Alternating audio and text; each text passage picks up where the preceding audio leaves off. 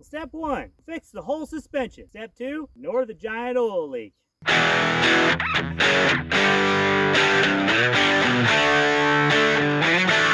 That's a set of springs on this side. That's a set on that side. Look at that. It's no longer just sitting on the overloads. That's an improvement. That's a real big improvement. I'm headed down to an exhaust shop in Palm City, Oklahoma to get my exhaust replaced. You get a before and after. Alright, there you go, guys. I can actually talk and you can actually hear it. The exhaust is done. Sounds phenomenal. You may have noticed a couple of times where the wreck has a little bit of a vibration or a wobble in the front end. Causes by Dr. Peppers to fizz up a little bit, and we don't want to fizz up the Dr. Pepper.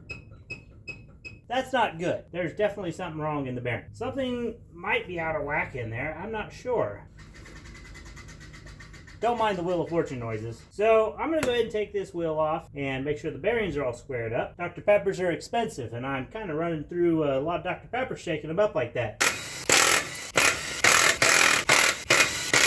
You got to be gentle with the bolts because they can get seized in there some, and yeah, you don't want to break one. Ask me how I know. That's not good. The locking ring has come off of there, and this thing looks atrocious. Contrary to popular belief, I've not been very nice to this wrecker. I drive this thing like I stole it. Well, there's grease, but there's a lot of rusty material in the grease, so that's less than optimal. A little lock ring on the outside here. So you take a couple of these fellers and you push this thing in. These will be useful here in a minute. Oh, the O-ring's stuck. Didn't even notice that till just now. These ones are kind of a pain to get out. Well, there we are. I managed to get it out. That was a pain in the butt. It isn't supposed to look like that. I'll have to replace that. So let's take the rest of this thing out. This part, in theory, is the easy part. We'll see if that is actually true. Yeah, there we go. Now, there's supposed to be a snap ring here, but conveniently, somehow that snap ring came out. So, there's that. There's a lock ring here, a lock nut. I've already pulled that off. I got a little excited and did that. There we go. That one's turning nice and smooth. Definitely loose. Got a fun little problem to attend to here. There we go. There's the other one. So this should slide off. And as you get it to the end, one bearing will fall out. I'm getting ready to pack the bearings. And the other day I saw something interesting. The What No Way guy? Yeah, you know that guy. He had a method that he saw in another video for packing bearings. I've been packing bearings wrong my whole life, it seems. Nobody taught me this trick. Let me show you. There's light right there. That means there's no grease in there. We're not going to replace this bearing. I'm just going to reuse it, as one tends to do. So the idea is effectively that you're going to force grease through the top of the bearing right here, and it's going to go. This side has this little cup spot here, so it kind of just forces it into that and pushes it up into the rest of the bearing. So let's see what we can do here. I found one of my big 3/4 drive sockets that fits pretty good. I have some wadding plastic there. I have towel. You just want enough to go around the bottom of your piston device. I'm almost out of grease. This is a new tub here a couple of days ago. I'm just going to put a whole bunch in there. We'll see what happens. I feel like that's probably way too much grease, but we'll find out here in just a moment. Let's do this. Oh my goodness.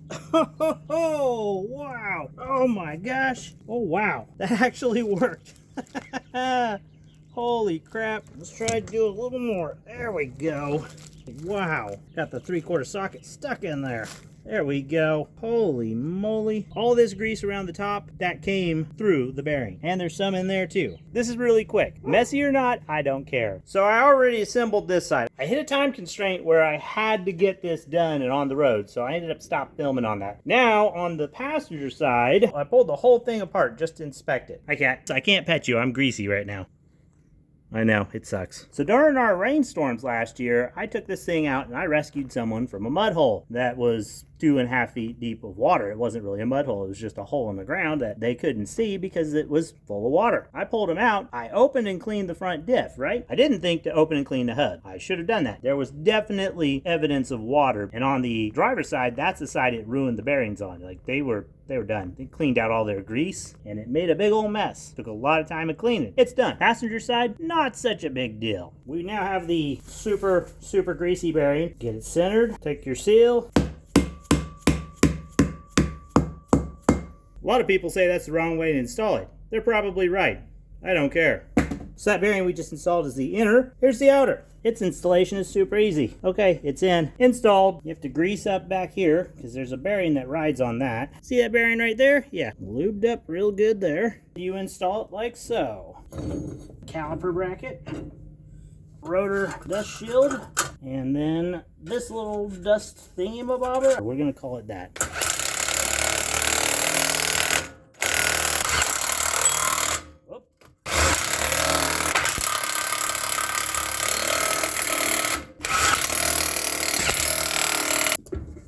Lift it into place. Carefully not knocking out the bearing on this end. Put a couple of thumbs in there, make sure that bearing gets over. You just hold that on, thread it on down in there. Give it a good spin or two, slap it in there. And then you put the outer nut in, same way you did the other one. This one you want to make sure is super duper tight. This one's acting as a lock nut. There we go. There's the inner portion of the locking hub. You kind of just need to finagle this one onto the axle a little bit. There we go. Pop it on in there. And then make sure it's seated. But there's a groove on the inside of this hub right here. And you just need to get this snap ring to sit in there. This is the right one to use, by the way. If you have an option to use something else, don't do it. This is the way. I do not care for the other ones. You just push it on down in there. There we go. Pop in this spring for the actuator. This is how your four-wheel drive locking actuator will work. Well, I'll show it to you here. But you basically, you put that in there, and there it's free, right? But if I pushed it in a little more, it turns now. And this little ring here, this little gear ring, is retained by a little tiny screw right here. Slide it on in there. The last order of business is cleaning this up, putting the caliper and the new pads on, and then test drive. Well, there we are. We're driving down the road. We're heading for a project. And I've got this project on the hook. We're trading a test drive, I guess, but I still haven't done all the work. There's still some more to do. We're gonna have to take care of some problems, down there. Well, we were plugging along pretty good, and then that happened. That's interesting. Now I gotta go retrieve a wheel. Landed way over there.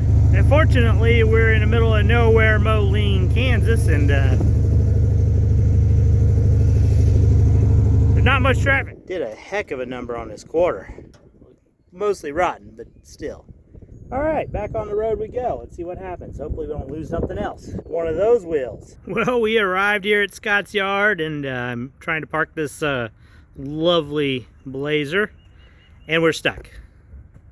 Go team. Yeah, guys, look at that. There is all kinds of gold out here. Look, oh, wait. What the heck? We'll show you that later. This is Scott Mills up here at the lovely Salvage yard. We're up here in Yates Center, Kansas, 1255 West Highway 54. We've got about 250 vintage autos from the 40s, 50s, and 60s.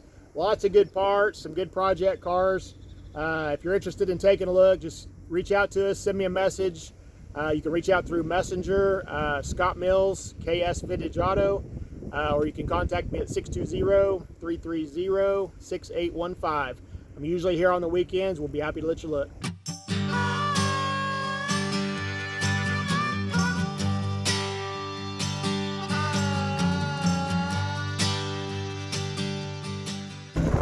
Somebody needs to tell that person to get off my tail. Another thing that needs to be replaced are the mirrors. As you can see, they're kind of coming apart at the bottom, just a little bit. This side, let's see.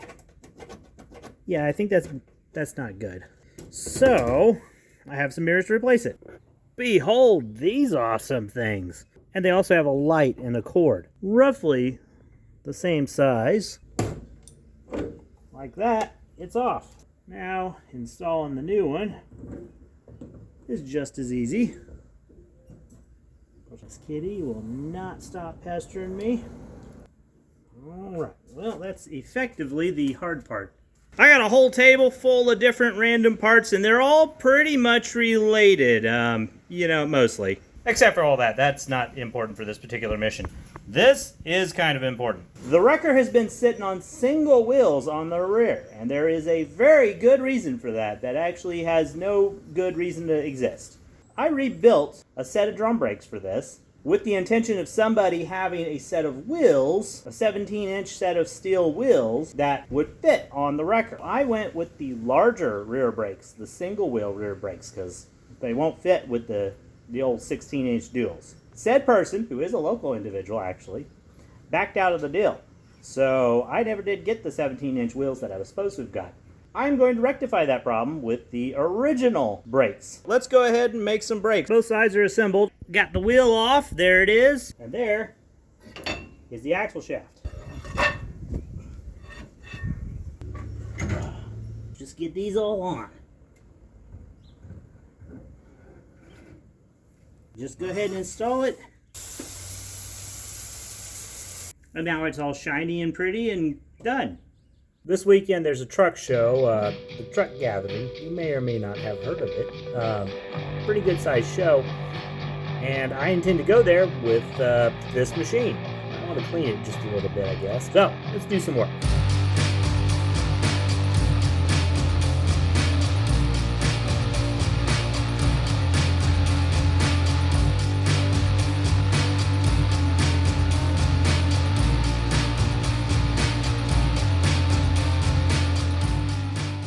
Over there you can see the lovely Heartbeat of America floor mat. I'm patching this side so the passenger have a little less things hitting them in the feet from the holes in the floor. Don't worry about that hole or that one or the dash, because it's clearly beautiful. I'm not fixing the seat. I'm gonna go ahead and get this thing loaded up, and we're gonna leave here in a little while, and they say it's gonna rain. I see clouds moving, so maybe. I did replace the wiper blades. Thinking ahead. We made it. We lost a little bit of oil, about 4 quarts in 2 hours of driving. So I'll address that eventually. Anyways, we're here at the Truck Gathering in Guthrie, Oklahoma, and you know, all the adventures in recent time. This is a good time to give the wrecker a little break. They just sit here and look pretty. All natural selfie stick. Mostly natural selfie stick. Let's go do some looking around.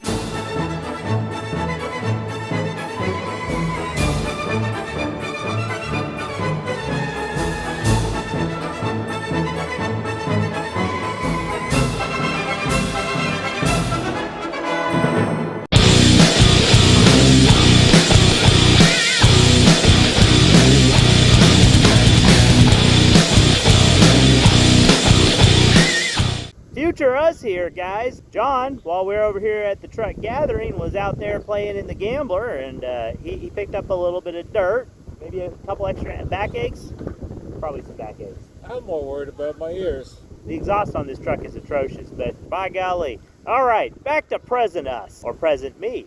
So I'm out here fishing, and this gentleman right here, I caught him. He did. I baited the hook good, and I caught him.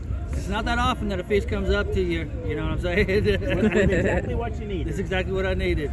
By golly. I do appreciate it. Thank you. There we go. Hey look, traffic. It's really close to us. What are we doing over here, Aaron? Standard Foxworth procedure. Drive something old and see whether or not it'll get home. I think we're gonna have to tow you. To ride in there though, I think we're gonna tow it from the nose. But you're gonna get some potential dinghies on there. You okay with that? I'm fine with whatever Okay. it takes not to get killed on this highway. It's on video, so if it does happen, well, I'm not liable, right? Isn't that how that works? All right, let's see if we get this thing moved. Let's right into that.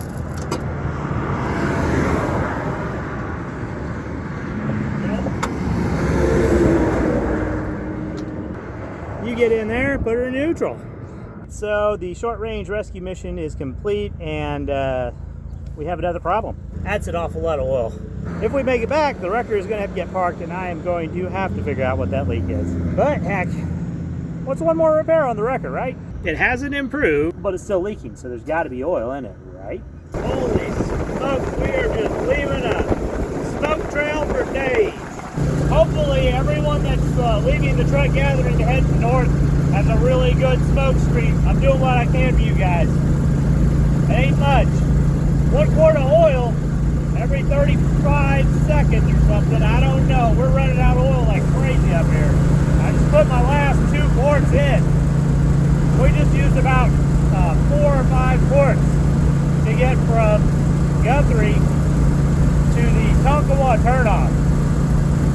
good.